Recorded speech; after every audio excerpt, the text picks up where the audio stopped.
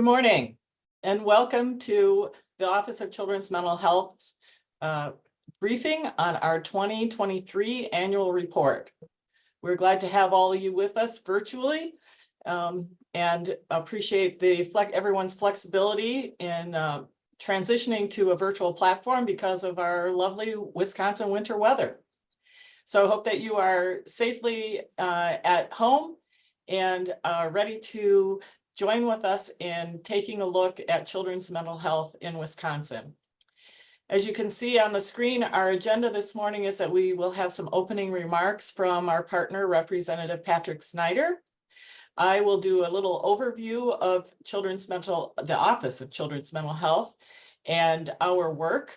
And then the heart of our morning will be the trends and data presentation by Amy Marsman, our senior research analyst, and voices of youth in Wisconsin, Samera, Osman, and Mathan, Zirk.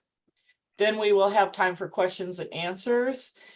We have had a number of questions submitted, so we will take those first. And if you have other questions, you can consider putting them in the chat. Then we will have some closing remarks. And then we will take a 5-minute break and allow an option for media to ask some more questions afterwards. We'll have a special session for them at the end. And with that, then I would just like to go ahead and introduce Representative Pat Snyder, who, as I said, has been a partner with us, especially on our family team that has been examining how do we support families to support their children's mental health. So with that, Representative Snyder. Thank you very much, Linda, and good morning, everyone. And I was expecting to see you folks in Madison at GAR, but winter evidently decided to sleep through its alarm in December and is now trying to make up with it this last week.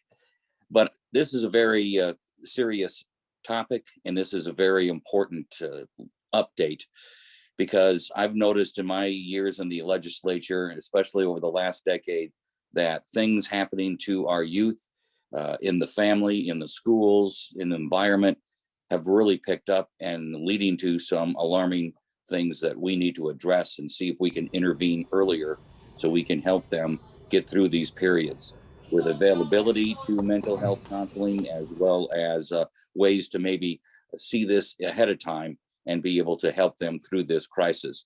The pandemic, I know, put a lot of pressure on these kids, and now it seems like it keeps building. And between the social media access and some of the negatives that come out of that to every other possible environmental trauma that they might have. So with that, I'm anxious to hear this as you. Welcome to everyone. And Linda, I'll go back to you. Thank you, Representative Snyder.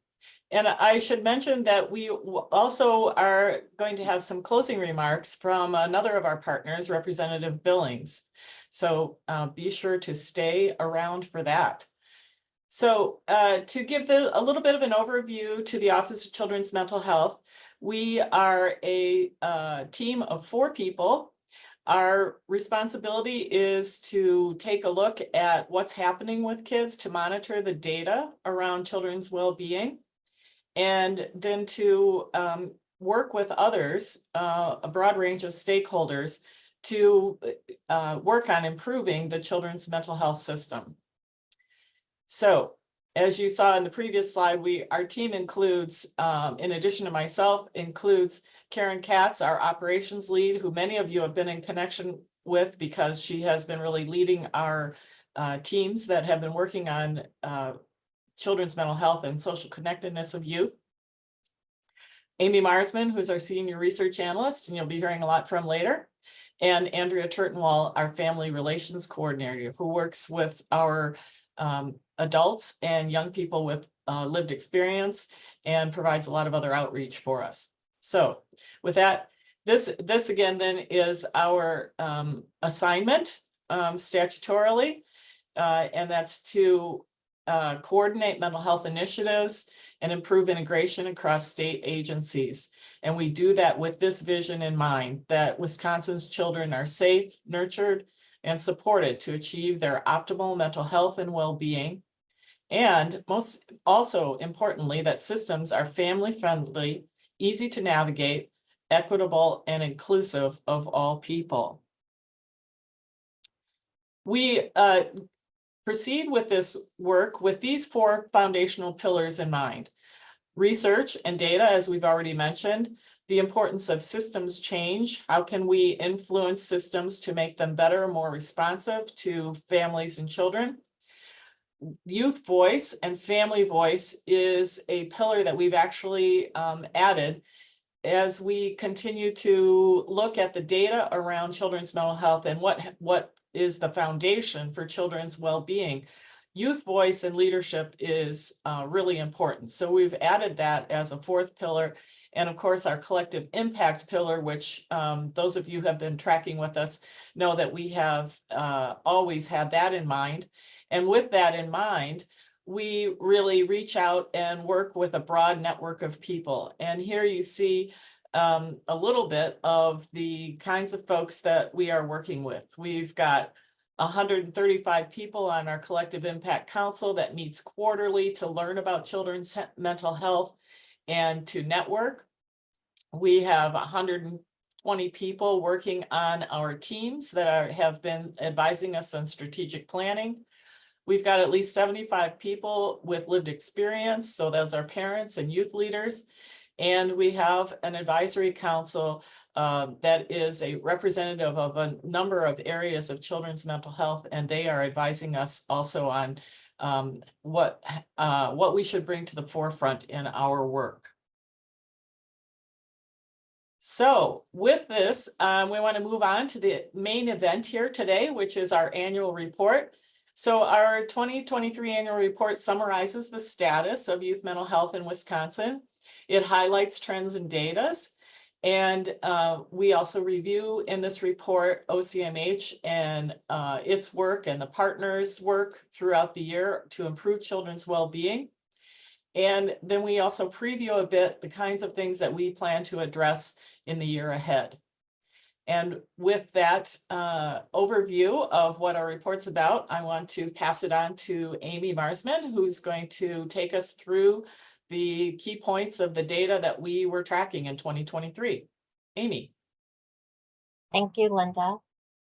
Good morning, everybody. Thanks for joining us. I'd like to start with our dashboard indicators, which make up the bulk of the data in the annual report. The indicators dashboard presents data on 40 health factors that cover clinical, social, economic, and individual health behavior and outcomes. For comparison purposes, when available, we also report state and national figures. And about half of the indicators are new or updated in this year's report. Each indicator includes the most currently available data, which often lags a year behind. So current, in most cases, means the data are from 2021 or 2022. Each indicator also reports the baseline data, which is Wisconsin's performance 5 years prior. So baseline generally means the data are from 2017, 2018, or 2019. As a result, all baseline data is pre-pandemic, while current data are generally mid-pandemic. You'll find the dashboard begins on page 7, and Andrea has put links to the report in the chat feature. If you don't have it pulled up, you can access it through the chat. I will summarize some of the key data points in a moment, but first I want to provide a quick navigational tip. For most indicators, we provide 3 columns and 3 figures. The first column with data is the current national rate. The second column is our state baseline, generally 5 years prior. And the third column is our state's current rate. We also provide some interpretive text along the right-hand side based on the color of the circle.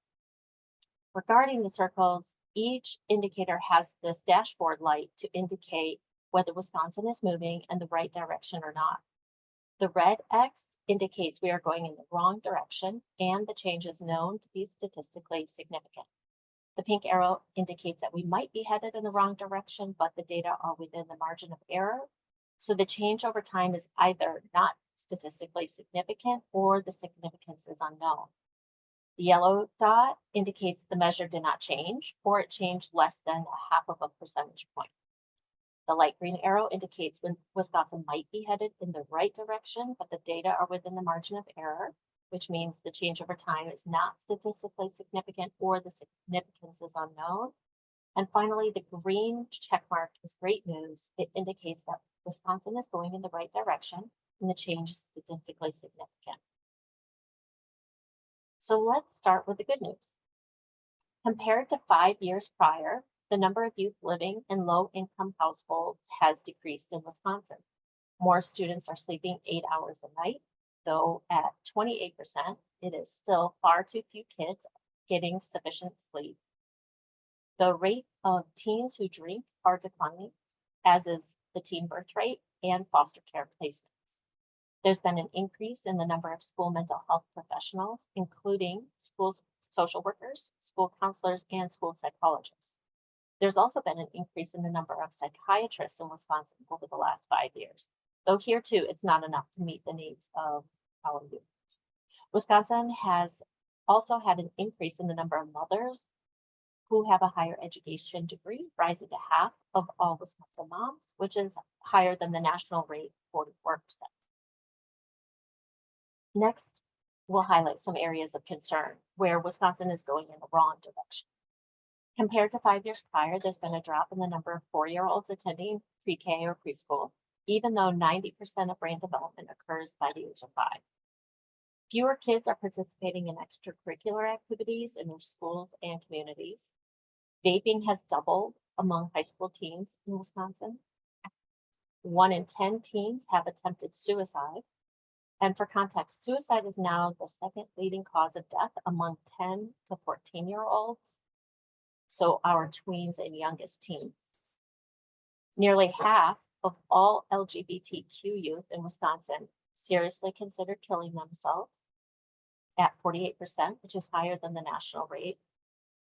And for young adults in Wisconsin, those between the ages of 18 and 25, there was a sizable increase in the portion experiencing any mental illness, to well over a third of our young adults reporting mental illness.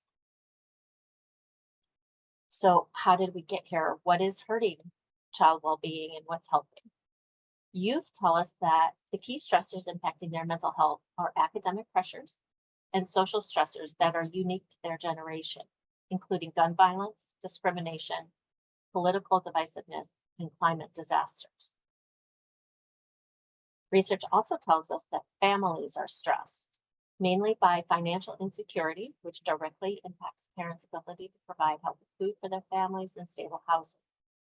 For parents with young children, the child care crisis in Wisconsin looms large, and finding quality, affordable child care, especially in rural parts of our state, can be close to impossible. And as I mentioned, 90% of brain development occurs in a child's first 5 years. This is when the foundation for emotional and mental health is established. When we teach our youngest children about positive behavior, healthy communication, and conflict resolution. As a result, high quality early care and education in those first 5 years can impact that child's well-being for the rest of their life. Despite what we know about the critical importance of early childhood, Wisconsin is in a child care crisis, and we are one of the hardest hit states. According to survey research, Wisconsin is at risk of a third of child care centers closing permanently, half of all early care educators leaving the field, and nearly 90% of centers are considering raising tuition and parent fees. Meanwhile, more than half the state is already considered a child care desert. When parents cannot find or access childcare, their ability to enter and stay in the workforce is compromised, which directly impacts their family's financial security. And financial worries are often the top stressor facing families. We see the ripple effects of poverty and financial insecurity in the data. The U.S. child poverty rate has more than doubled recently. It rose from 5.2% in 2021 to 12.4% in 2022 following the expiration of pandemic programs like the expanded child tax credit. We know that Wisconsin families spend their child tax credit funds on food most often. Housing, utilities, and other basic needs follow. We also know that families with high financial stress are twice as likely to report poor health. And the impact of this shows up clearly in the data. The majority of teens who were food insecure in Wisconsin reported anxiety and depression at rates well above their average. And worse, 4 in 10 of those who were hungry reported they intentionally harmed themselves. We know that some kids with hunger or homelessness do self-harm, which is an unhealthy coping mechanism, but it's an attempt to blunt their hunger often. Lastly, we need to look at the impact of housing on children's mental health. Shelter is a fundamental human need, impacting all facets of a child's life. And we know from research that stable housing is essential to children's well-being. Youth who live in stable housing have better mental and physical health. They have better educational outcomes, and they have higher earnings as adults. And kids in stable housing have fewer behavioral problems, and they have reduced suicidality. But because housing costs are an increasing share of family budgets, and the pandemic era eviction moratoriums have ended, many more Wisconsin families are now facing housing insecurity. So what can we do? There are evidence-based policy options that would measurably improve child well-being in Wisconsin. Investments in children 0 to 5 years old, especially sustainable funding for the child care sector, is an investment in children's mental health. Expansions of the child tax credit and the earned income tax credit are proven investments in child well-being. Investments in affordable housing, especially for families with children, is an investment in children's mental health. So now it's time to hear from those who will be impacted by our policy choices the most, our youth. And I'll turn it back over to Linda, who will introduce our next speakers. Thank you, Amy, and thank you for that excellent presentation of the data and the trends that we're seeing in the data. So the youth mental health crisis continues, but as Amy noted, there have been areas of improvement. There are certainly areas for us to continue to work on. And one of the areas is to create opportunities for our student leaders. So we know from research that empowering youth to take leadership roles and speak to the issues that directly impact them builds skills for youth and in turn improves their mental health and wellness. So we know that it also makes a tremendous difference for their friends and their peers. And today we're going to hear from 2 high school students who are leaders in their community. First will be Samera Osman, who attends Reagan High School in Milwaukee. Samera? Good morning, everyone. I want to start off my speech with good morning to everyone, obviously, and advocates for a brighter future. I extend my warmest greetings to each and every one of you. My name is Samera Osman, and I attend Ronald Reagan IB High School in Milwaukee. I feel honored to be in the presence of everyone today. Furthermore, allow me to express my deep-rooted passion within me for mental health, a passion that drives me to advocate tirelessly and raise awareness for the crucial issues surrounding mental well-being. Within my school and various community groups, I actively participate in respected mental health initiatives. These engagements serve as platforms for inspiring individuals from all walks of life to prioritize self-care and advocating for those in need of mental health support.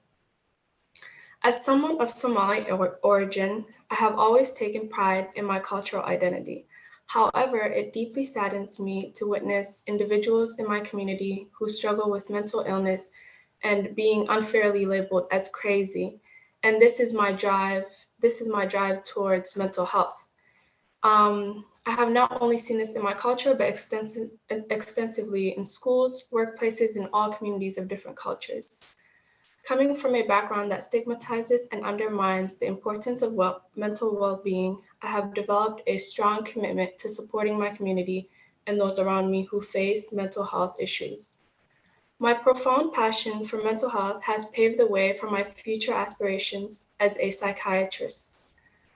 I firmly believe that mental health is just as crucial as physical health, and every individual deserves access to appropriate treatment and support from their loved ones.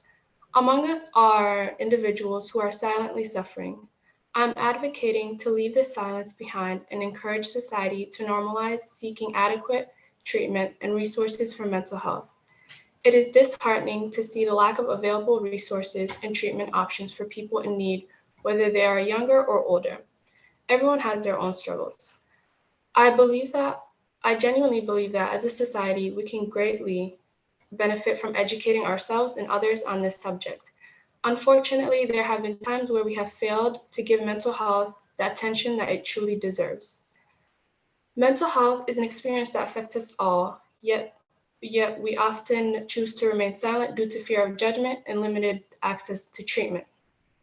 Today, I'm here to highlight the importance of mental health and explore how we can unite as a society to bring about positive change. Let us come together through shared experiences, open discussions, and a collective desire for change. The first step towards change is to acknowledge the issue at hand, which in this case is the lack of education surrounding mental health in our society. Together, let's become a powerful voice that stands for something profoundly meaningful. Thank you. Thank you, Samera. And thank you for that important message. And with this, I would like to now introduce Nathan Zirk, who is a high school student at North Crawford High School in Soldiers Grove. Nathan? All right. Hello, my name is Nathan Zirk. I would like to start by thanking the Office of Children's Mental Health for picking me to speak today. I am a senior and a peer leader from North Crawford High School in Soldiers Grove, Wisconsin, which lies in the Crawford County. Today, I would want to share not only my personal reflections on mental health, but also shed a light on the vital role social connections play in our well-being. In school, I've struggled with societal expectations of size and appearance, and overall mental health struggles. It's been a rocky ride. Moments of self-harm thoughts, suicidality, and reaching my lowest point has made me reevaluate how I measured help seeking for self-receiving. I would preach to other people to help themselves, but when I myself was not. So it took some time, and eventually resulted in finding a healthy activity for myself. Coping became a pivotal aspect in my journey, leading me to therapy and a passion for poetry. Embracing vulnerability became my strength. Today, I stand here not only as someone who has faced mental health struggles, but also as an artist, a writer, and an advocate. I've composed a piece for band titled 988, written playwrights about mental health, and authored 7 published poetry books. Here are some of them. If you can see that. My commitment to mental wellness extends beyond personal endeavors as well. I've undergone sources of strength training and participated in multiple initiatives like affirmation letters, every high school student, and affirmations on the mirrors, as well as multiple other things. Through sharing our stories, we break down stigmas, providing a platform for open conversation and supportive community. What I can see from taking a step back and looking at my story is that I have hope. I have hope for myself, my school, community, and state. So to the legislators in the call, I would like to emphasize that while acknowledging the efforts in existing mental health programs, it's also crucial to recognize that it is more than a monetary investment. Let me repeat that. It's more than a monetary investment. True progress lies in ongoing dedication to follow through and refine our approaches in response to the ever-evolving challenges faced by the youth. By inviting and amplifying these voices, we not only gain insights into these unique struggles, but also create a more inclusive and effective mental health support system that adapts to their ever-evolving needs.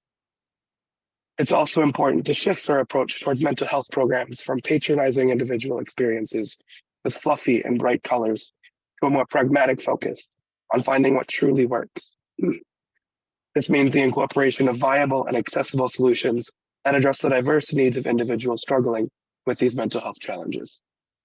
This means steering away from toxic positivity, which can often oversimplify complex issues. This is essential. I'm going to now pivot to the annual report. The annual report accurately highlights the persistent challenges in youth mental health, emphasizing the ongoing high levels of anxiety, depression, self-harm, and suicidal thoughts, particularly among girls, children of color, and LGBTQ youth. The Wisconsin Office of Children's Mental Health has responded to this crisis by focusing on systemic change and providing practical solutions for the youth, parents, and families to take action.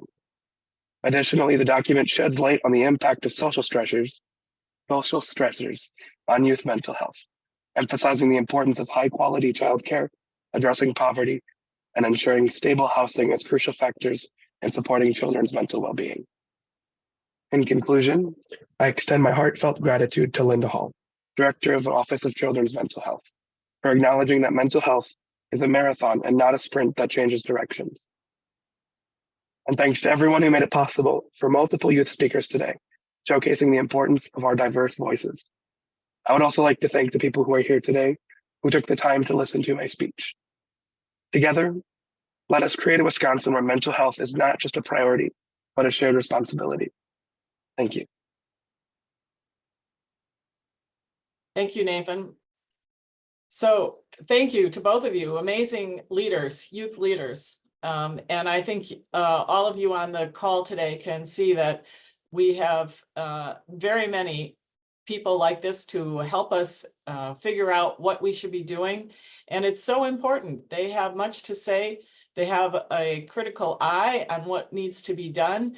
And we welcome their input into our planning and where we should be going.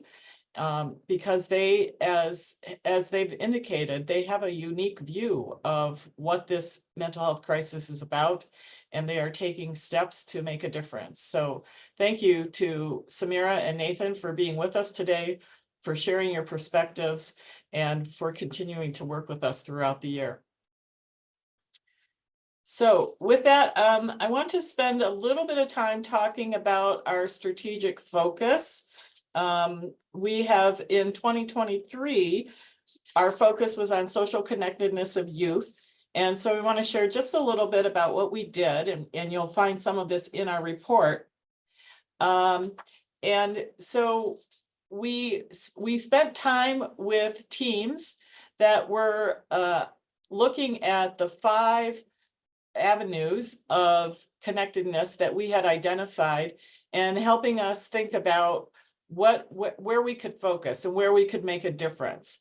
And so with these, we took a look at that, and then we said, okay, now as we move forward, we want to dig in a little bit deeper on that. So those teams have given us a roadmap, but now we want to dig deeper, but also go wider.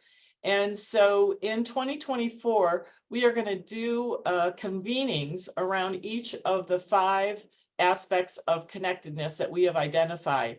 And you'll see there that we're going to start in January with the family topic.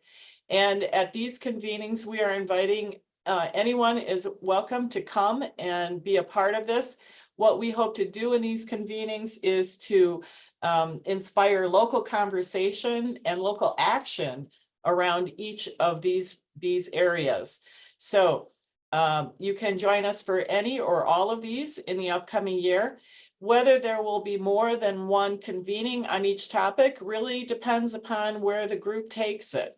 And I will just say that we have over 60 people that have already registered for the family discussion that will be next week. These are roughly 1-hour conversations that are going to occur at the lunchtime. And so do think about whether one of these is one where you would like to jump in, network with other people to see what they're doing, what they're thinking about this topic, and also to be giving us ideas about where we should go with them in the upcoming year. And as you'll see in the bottom right corner that in May, we're going to be focusing on children's mental health, and we'll give you more information on that later on how we're going to focus on children's mental health this year. So getting back to youth leadership, we have as we continue to see in the data that youth voice, youth agency in terms of identifying what needs to be done, supporting youth to have leadership skills, that we're going to have a large focus on that in 2024. We have already started to contact the school-based peer-led wellness programs that are existing in over 300 schools in Wisconsin already, and that number is growing. And we are working through the adult leaders and the student leaders in these organizations to bring people to bring youth together to create a statewide network of youth thinking about and advising us on mental health. One of the activities we're going to do related to that in terms of creating that network is that in April, we are going to convene a mental wellness leadership summit. And there is information on our website about that and how to connect and have some of the youth leaders in your neighborhood be involved with this event. You'll see on the screen that some of the youth led programs that are existing in schools. There's NAMI Raise Your Voice, there's Hope Squad, Sources of Strength, and Red Chen. These are some of the ways in which youth are organizing themselves. And, I really think we hardly even have to talk about breaking down stigma when it comes to youth. I think that the discussions are there. The youth that we are in touch with say that, discussion happens routinely. What they're looking for are more avenues to understand how to support their friends and peers and how to take action around mental wellness. And so we want to support that happening with youth leaders around the state throughout the year. Then we will continue with a lot of different resources that we have. I think if you've looked at our fact sheets in particular, you've noted that every time we bring up an issue, we also try to bring up a way where people can act on it now. We know that there are problems with our children's mental health systems. There are gaps. There are insufficient number of providers, but we know that there are things we can do, and we need to be acting now. We cannot wait until all the systemic issues are fixed. So we were going to continue to issue fact sheets this year with important aspects around children's mental health and things that we can do. Things that our community, our schools, our parents, and our policymakers can do to make a difference around that.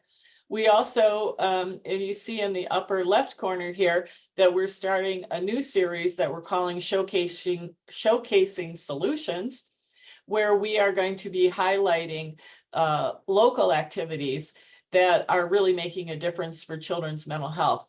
And in this first one that we've issued, we're showing how La Crosse has used data to decide what their key activities should be around children's mental health. So look for more of those from us throughout the year. And now we are ready to entertain questions. I do want to, before we could totally open it up to questions, I want to acknowledge that we have a number of legislators with us. I'm not able to introduce everybody, but we appreciate the participation by legislators and their staff in this briefing event, and extend to all of those folks the offer that we want to be a resource to you throughout the year. So we hope that some of your questions and concerns get answered in today's briefing, but please do contact us throughout the year if we can be of more assistance to you in terms of thinking how to address children's mental health.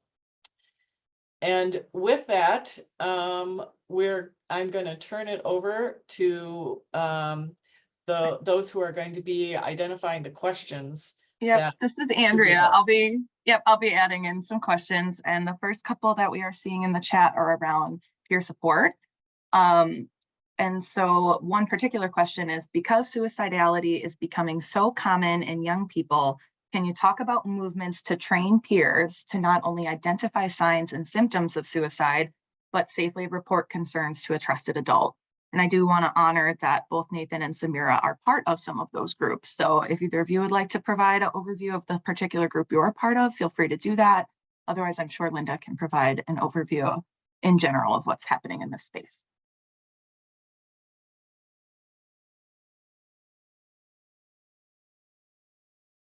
So, well, of course, the initiatives that are happening in schools are really important because young people are being provided the opportunity in their school to become educated about how they can support their peers. In addition to that, we, through our lived experience academy that provides training for young people around supporting each other, there we do some activities there.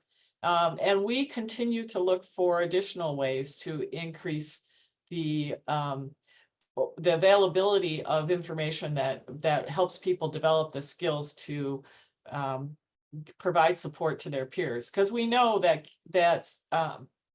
teens are more likely to turn to their friends first before their parents. They care about what their parents tell them. They listen to what their parents have to say, but they're often it's turning to friends first for information. So we want to make sure that they have information available to them on you know, how to access treatment that in the community and how to access support at schools.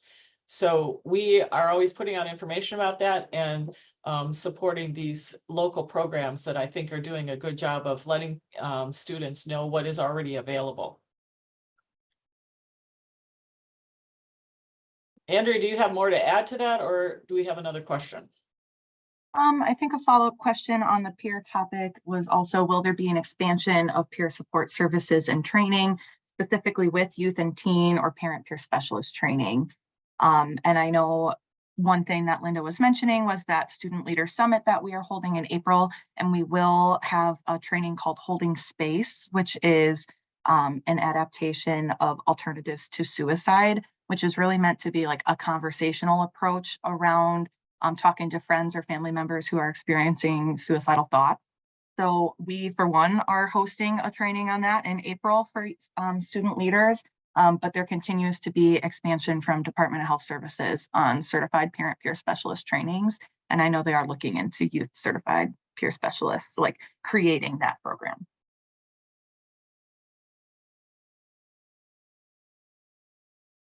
Another question I'm seeing is, how can we advocate for school boards, districts to increase funding for extracurricular activities to get youth involved in arts, sports, academic clubs, etc.?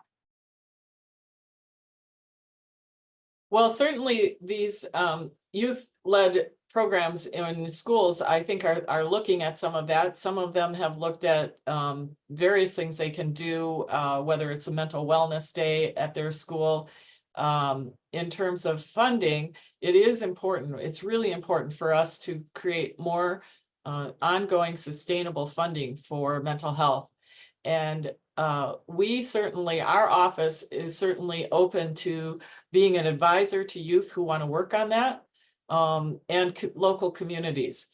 You know, and one of the ways we might come up with some more ideas about where that's needed and what we might do would be in our convening around education and support of adults. Those convenings may have some more conversation around that.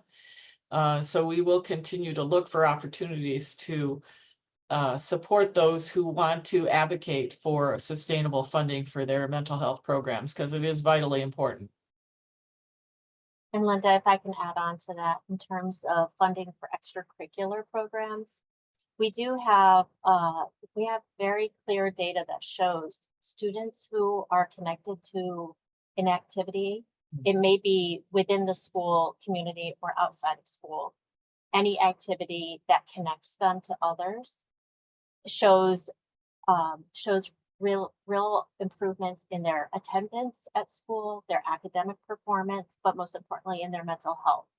So we know that extracurricular activities are pivotal to improving wellness. And if we can be helpful in providing data around that, I think it would be of interest to school boards to know that it's not only mental health that improves, but students' attendance, academic performance, and therefore their long-term outcomes are also stand to benefit from that investment in extracurricular activities. And I will say that we also know from educators across the country, not just in Wisconsin, that they can't actually, they can't catch up from pandemic learning losses until they can address the social, emotional, and mental health of their students. And one way to do that is to increase social connectedness, increase extracurricular activities that bring kids together and create a sense of belonging. So there are some arguments to be made that element of social connectedness should come first before we can have a catch up. Yes, thank you for that, Amy. You know, when we talk about school climate, it's as simple as talking about school climate. When we create a school climate that is welcoming, that is important for students to feel like they belong, which is an important building block to wellness. And so, you know, extracurricular activities are one of the ways that kids feel like they belong. It's not just academic. So it is all important to really address all of those things together if we're going to address the foundation for mental wellness. And that's really something that we intend to look at even more in the upcoming years. What are the roots of wellness for kids, and how do we make a difference there? To build on the extracurriculars, I know that many of these peer groups are kind of taking the shape of extracurricular clubs. I do see NAMI Raise Your Voice clubs put some information in the chat. I also know that Red Gen School is on. I did see Samera is part of Hope Squad, and she might like to say a little more about what Hope Squad looks like. So Samera, if you're up for unmuting, you can go ahead and tell us a little more about the program you're a part of.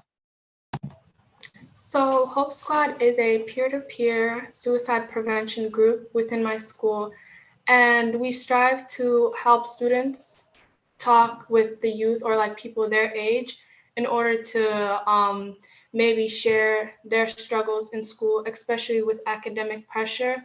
A lot of students deal with mental illness or just having a stressful time in school, and it's very helpful to have students that can that they can talk to, that they can go to. So in Hope Squad, we get trained, we get QPR trained.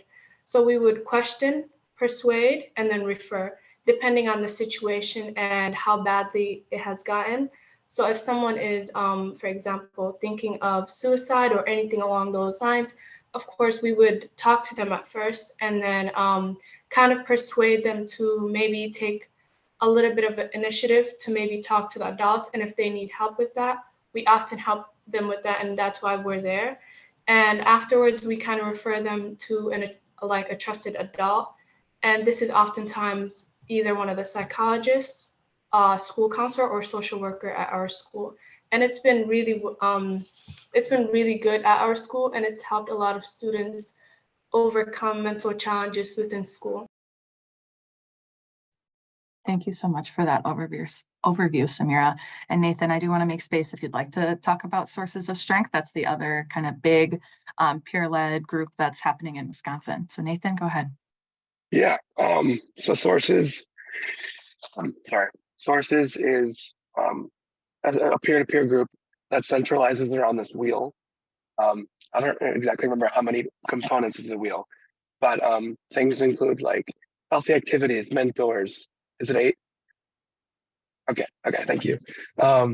Mentors, spirituality, and there's more. But people kind of resonate themselves into how full their wheel is, or what they can work on to fill that wheel.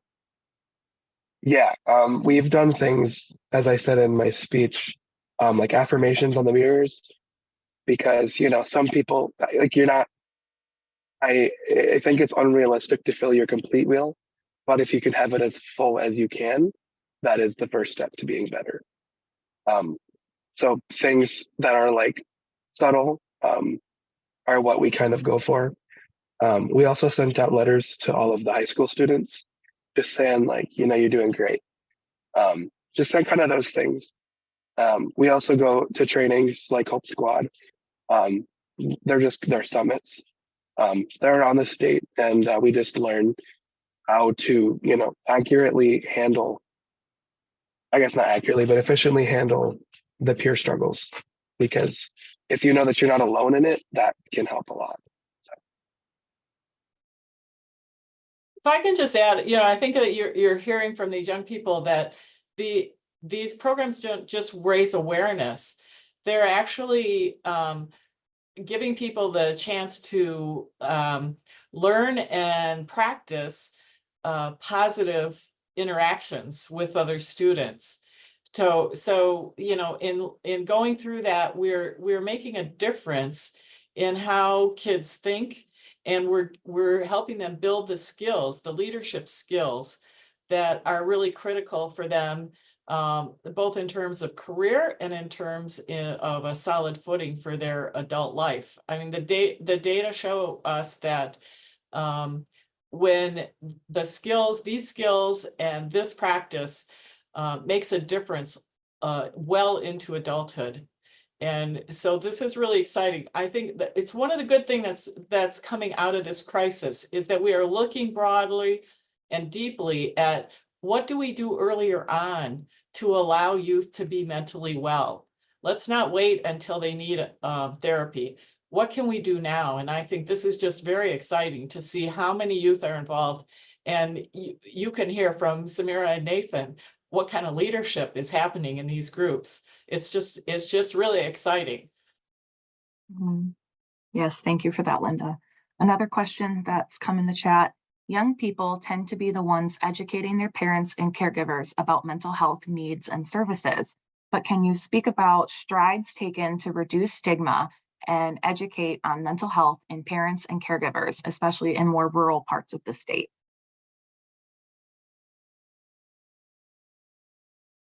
Well, that's, that it's an area that's where we need to do more work. As I said, we are always looking for ways that we can suggest to people what they can do. We are always suggesting that people learn how to talk about their own feelings. I think that's something we've learned through the pandemic, is that there are more and more adults who recognize that mental wellness and investing in your mental wellness is important. It's something that we all have to do.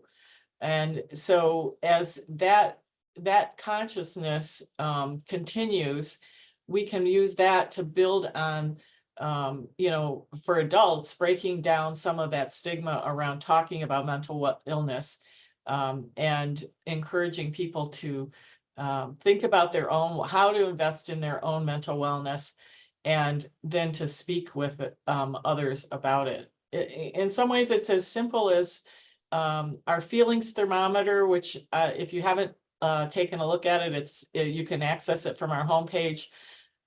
We hear continually that people are using this not only with children, but with adults, because adults need practice talking about their feelings.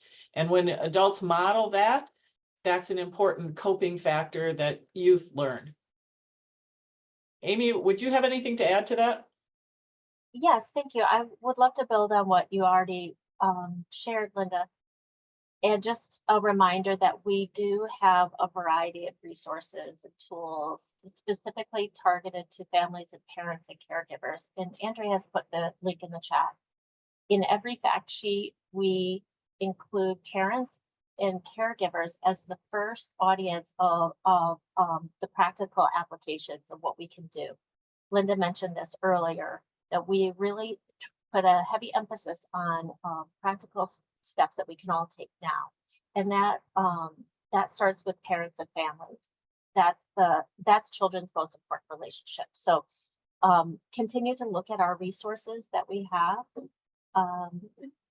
And I wanted to just point out that, Samera had already raised this issue about stigma in different communities. It comes up differently for different groups of people. So our recommendations of how to break down stigma among parents may need to look different for different parts of the state. It may be a different message to our rural parents. It may also be it may also vary by race and culture. There are certainly known barriers in certain communities that we have to overcome. So we have to be really conscious of our messaging and who we are directing it towards, and in order to really be effective at breaking down those barriers around stigma. But that is all to say there are many, many resources available from national partners as well as our office and state partners that speak to how can we help parents help their kids, and how can we get parents how can we help them get up to speed to where youth already are. So please reach out individually if you would like access to those.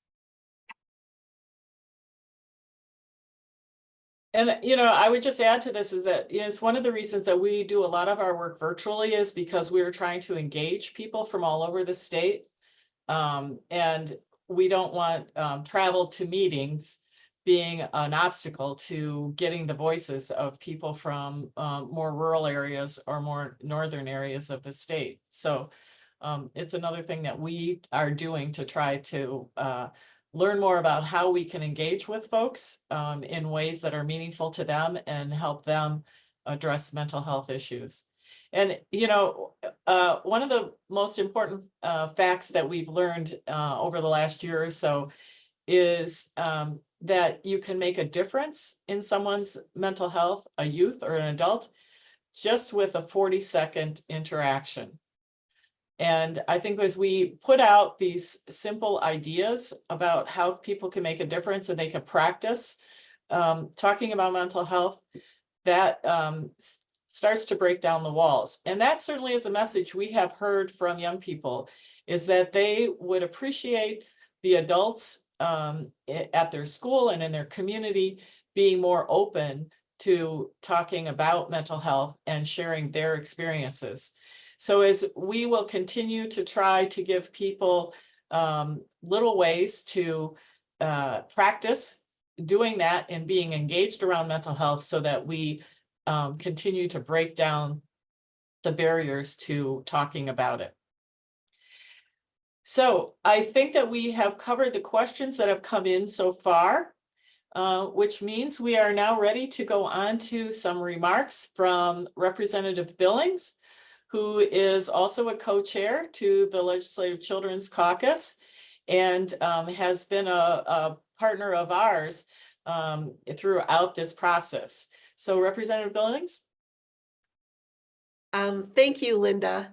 I want to thank everyone at the Office of Children's Mental Health for the presentation of the Office of Children's Mental Health Annual Report for 2023.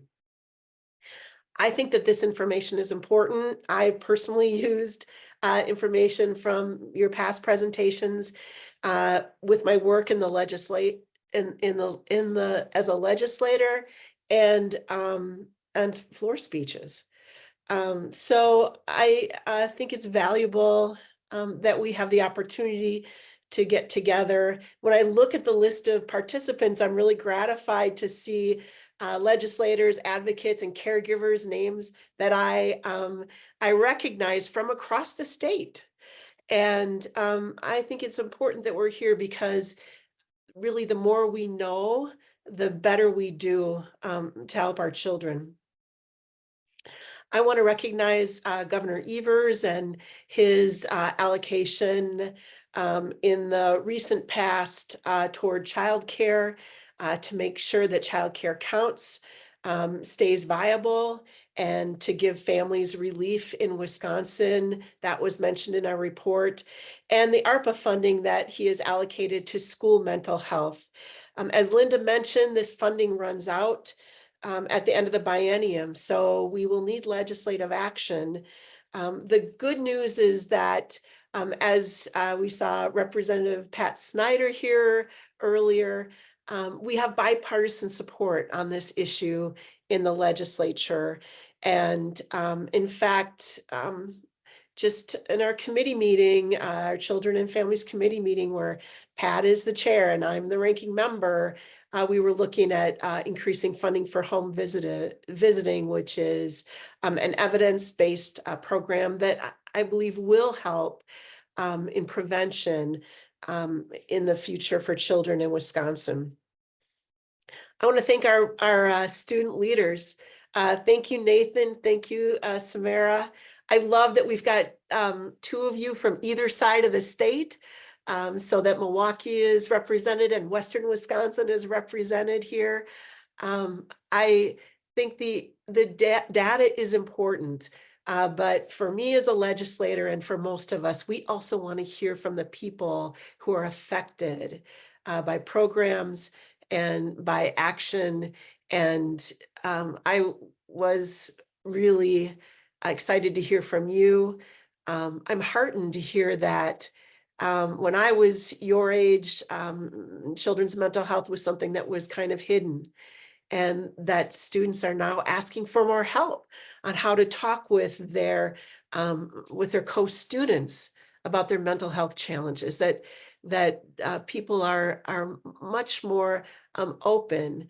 And I think that's a positive thing, and there's more work to be done.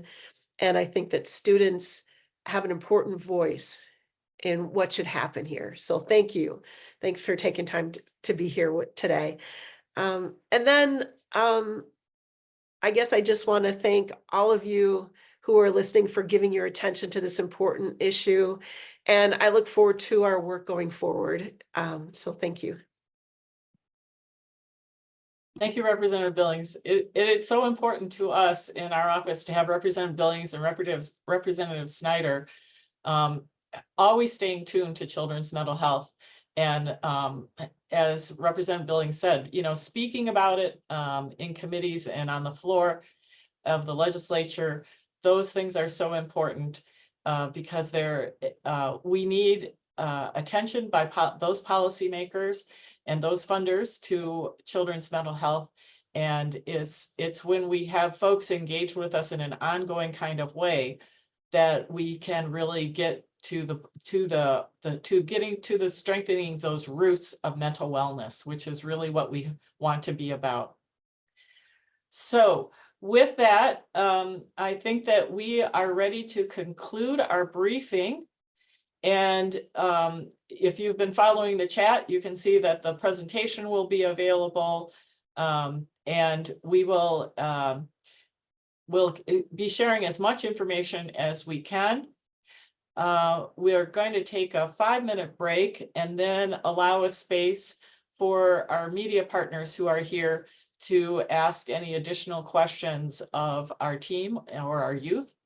And I'll just close again with a final thank you to Samera and Nathan for stepping up today and adding their voice to our concerns and our discussion about youth mental health. It makes such a difference to us working on it, and we so appreciate your perspectives. So thank you.